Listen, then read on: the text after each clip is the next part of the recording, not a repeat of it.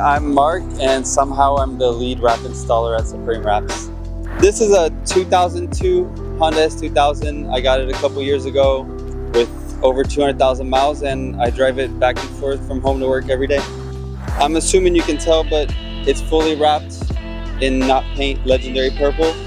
It has an aftermarket bumper, aftermarket hood, aftermarket wide bodies, aftermarket side skirts. Has a front splitter from Race Bred mounted to the chassis. Has a wing, roll cage. The wheels, I really like them. I've had them on two of my vehicles. They're Z40s from Race, they're from Japan.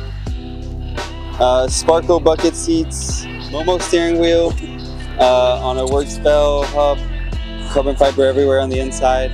Then if we move on to the back, I've built custom taillights, has an aftermarket diffuser, and a Tomei exhaust.